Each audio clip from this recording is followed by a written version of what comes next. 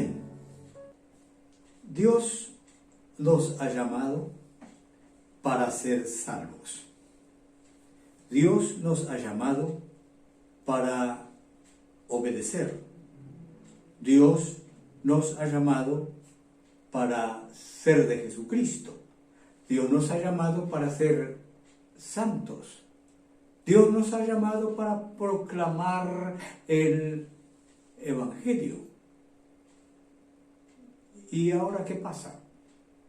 Imaginemos, usted envejece, bueno, usted muere, y vamos a ir, o estamos todos en ese camino. La pregunta es, ¿y después qué? Bueno, quiero decirle que Dios nos llama para vida eterna. Sí, para vida eterna. El apóstol Pedro lo dice de esta manera. En la primera carta de Pedro, capítulo 1, el verso 3 al 5 quiero leer. Escúcheme. Bendito el Dios y Padre de nuestro Señor Jesucristo, que según su grande misericordia nos hizo renacer para una esperanza viva por la resurrección de Jesucristo de los muertos, para una herencia incorruptible, incontaminada e inmarcesible, reservada en los cielos para vosotros, que sois guardados por el poder de Dios mediante la fe para alcanzar la salvación que está preparada para ser manifestada en el tiempo postrero. Hay una lucha, digamos, una lucha constante por el tiempo que vivimos. Por un lado, el pasado parece perseguirnos, que en muchos casos oscurece, ensombrece el presente, impidiéndonos disfrutar a plenitud el aquí y el ahora. Nos asalta también la incógnita de el mañana.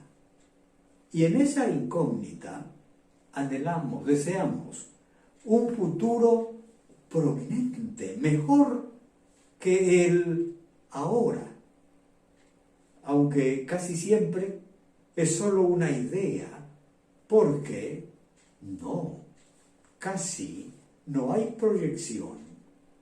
Muchos viven sin perspectiva verdadera del futuro. Vivimos un momento de la historia cuando no existe, y se lo digo con bastante certeza, no existe la capacidad de pensamiento para pensar con seriedad en el mañana, porque el presente es absorbido por pasiones y deseos sensuales que entorpecen la capacidad del razonamiento natural. Escúcheme, nos afirman con pruebas fehacientes, sí, pruebas fehacientes, que la muerte nos acecha, que hay peligros mortales, inminentes, aquí y allá, en tales y tales actividades sociales, pero no existe capacidad reflexiva para pensar verdaderamente que la muerte es lo más probable después de esos placeres, después de esos jolgorios. Pero los instintos carnales de satisfacer placeres divertidos anulan la capacidad razonable para cumplir normas o reglas. Y todo principio se atropella sin el más mínimo escrúpulo. Pero, ¿por qué actúan así la mayoría de las personas? No es otra la causa, sino el pecado que ha reprobado la mente del ser humano para no pensar como debieran. Y en ese entenebrecimiento atentan contra su propia vida, como exclamó en los ayes el profeta Isaías. En Isaías, capítulo 5, el verso 20 al 22, están estos ayes. Se los voy a leer. Dice de esta manera esta escritura.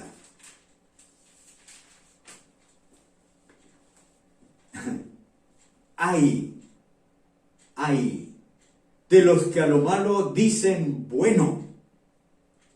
Terrible.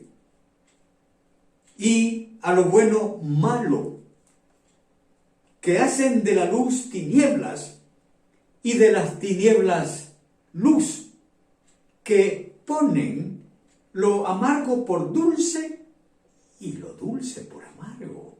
¡Ay de los sabios en sus propios ojos y de los que son prudentes delante de sí mismos!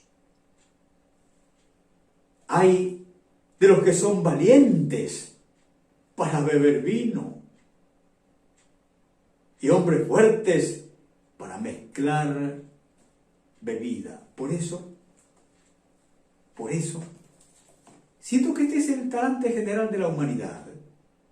Dios tiene un llamado especial y muy particular para cada persona. Dios nos llama a la vida eterna. Por eso es necesario que primero ocurra un cambio al que el Señor Jesucristo llama nuevo nacimiento. El evangelista Juan, en el capítulo 3 y el verso 3, nos registra la conversación que el Señor Jesús tuvo con un hombre llamado Nicodemo, un maestro de Israel. A este hombre le dijo el Señor Jesús: de cierto te digo que el que no naciere de nuevo, escuche, el que no nace de nuevo no puede ver el reino de Dios. Por eso, el apóstol Pedro afirma: nos hizo renacer para una esperanza viva.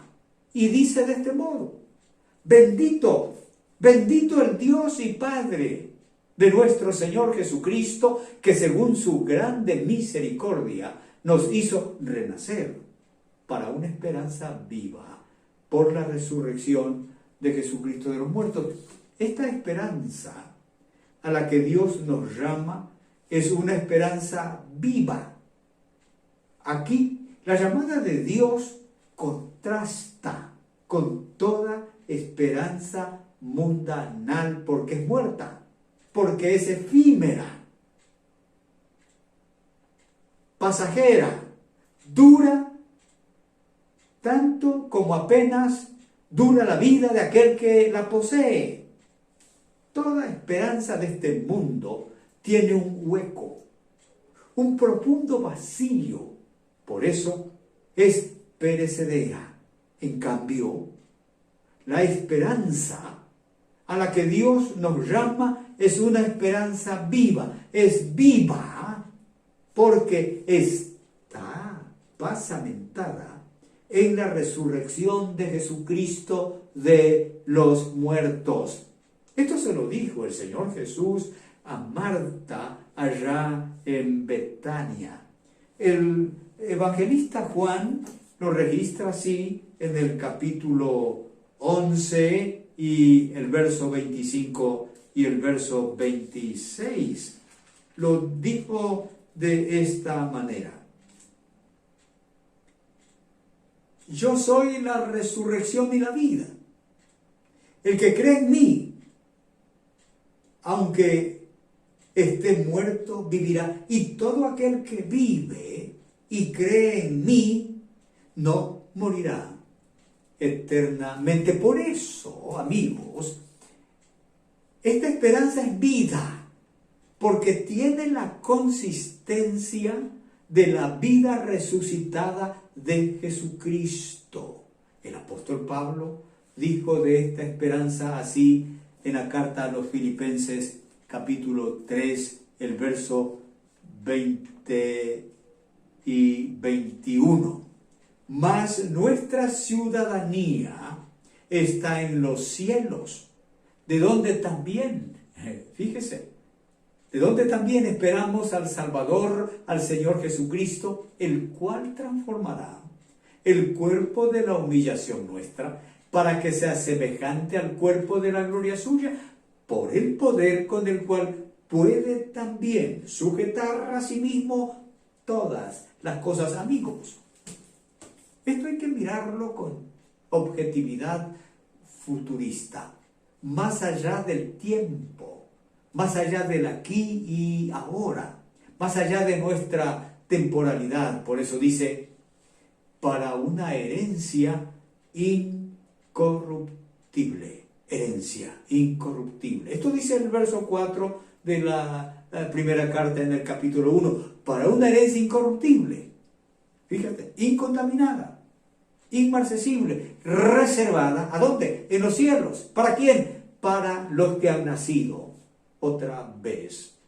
Aquí se acentúan tres objetivos que califican la esperanza viva para la cual Dios nos ha hecho renacer. Es una herencia incorruptible, es decir, que no se corromperá jamás, que no se alterará, que no se dañará o perderá. En un vivo contraste con lo que nos ocurre ahora. La salud se deteriora, el cuerpo se envejece y está sujeto a la muerte, y yo no tengo que decirle eso porque usted lo escucha cada día. En segundo lugar, esta esperanza es también incontaminada, es decir, es pura, jamás se manchará porque está reservada para personas renacidas, regeneradas. Esta herencia, en tercer lugar, es no solo incorruptible, no solo incontaminada, es también inmarcesible, es decir, no se podrá jamás extinguir o desaparecer. No tendrá nunca deterioro alguno, porque no está sujeta ni al tiempo, ni al espacio, ni a enfermedad alguna, contagio alguno. Dice el apóstol Pedro que está reservada, ¿a dónde? En los cielos, donde no ha sido manipulada por la mano corrupta del hombre. ¿Cómo supo el apóstol Pedro de este, llamémoslo, tesoro que tenemos en el cielo? El Señor Jesús lo había afirmado así en el Evangelio de Juan, el capítulo 14 y el verso 2. Dice de este modo, escúchame: en la casa de mi Padre muchas moradas hay. Si así no fuera, yo os lo hubiera dicho. Voy pues a preparar lugar para vosotros. Ahora bien, ¿para quién está reservada esta herencia? Dice la Escritura, para vosotros. Pero ¿quiénes son esos vosotros? En tercer lugar, los que son guardados por el poder de Dios. Esto dice Pedro en el capítulo 1, en su primera carta, el verso 5, que sois guardados por el poder de Dios mediante la fe para alcanzar la salvación que está preparada para ser manifestada en el tiempo postrero. Amigos, el poder de Dios para salvación está en el Evangelio. El apóstol Pablo lo afirma así en Romanos 1, 16 y 17, porque no me avergüenzo del Evangelio, porque es poder de Dios para salvación a todo aquel que cree, al judío primeramente y también al griego, Porque en el Evangelio la justicia de Dios se revela por fe y para fe, como está escrito, mas el justo por la fe vivirá. El poder del Evangelio es el mismo Señor Jesucristo. De ese poder, Él lo dijo así, en Juan 10, versos 27 al 29, dice: mis ovejas oyen mi voz, y yo las conozco y me siguen. Y yo les doy vida eterna, y no perecerán jamás, ni nadie las arrebatará de mi mano. Mi Padre que me las dio es mayor que todos, y nadie las puede arrebatar de la mano de mi Padre. Por lo tanto, amigos, hermanos cristianos, hermano creyente, este es el poder de Dios mediante la fe en Él. Hombres y mujeres que no claudican, porque se mantienen fijos en el objetivo momento a momento. El escritor de los Hebreos lo dijo de este modo: puestos los ojos en Jesús, el autor y consumador de la fe, el cual por el gozo puesto delante de él sufrió la cruz, menospreciando el oprobio, y se sentó a la diestra del trono de Dios. Ese fue el propósito del Señor Jesucristo al venir al mundo de los mortales como hombre, ser el Salvador permanente, día a día, momento a momento. Quienes se mantienen en esa perspectiva finalmente alcanzarán la salvación. Dice, para alcanzar la salvación que está preparada para ser revelada en el tiempo postrero. El tiempo debemos entender cómo lo expresa el sentido kairos, que significa momento postrero, es decir, al fin de todo. Quiero decirle que la vida eterna comienza a gestarse en el momento mismo que la persona cree en el Señor Jesucristo y lo recibe como el Salvador. Esto lo dijo el Señor Jesucristo: el que cree en el Hijo tiene vida eterna, pero el que rehúsa creer en el Hijo no verá la vida, sino que la ira de Dios está sobre él. Es lo mismo referido en el verso 16 del Evangelio de Juan, el capítulo 3. Porque de tal manera amó Dios al mundo, que ha dado a su Hijo unigénito, para que todo aquel que en Él cree no se pierda, mas tenga vida eterna. Sin embargo, hasta que no tengamos completamente la herencia incorruptible, estaremos sujetos al tiempo y al espacio, todavía envueltos en el cuerpo de humillación.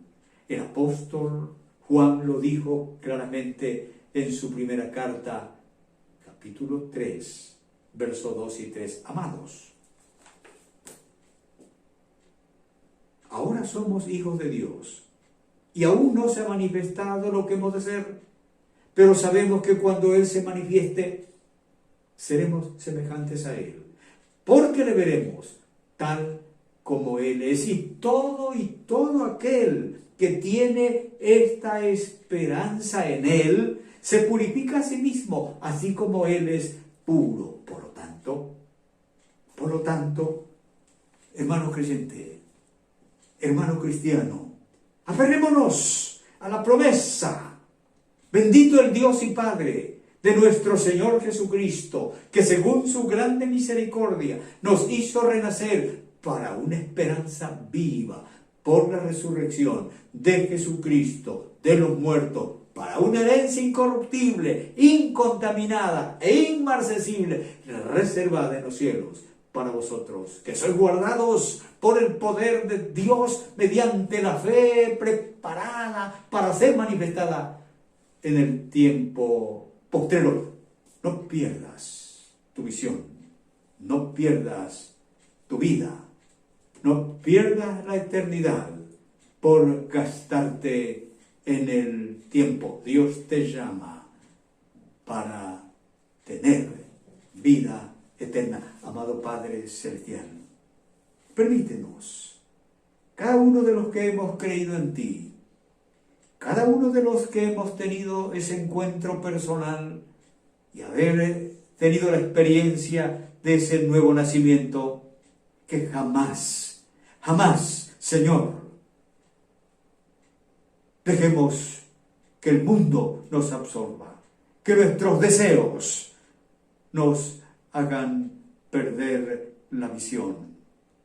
Queremos levantar nuestra mirada y ponerla en el Salvador, puestos los ojos en Jesucristo. Dios les bendiga. Bendiciones.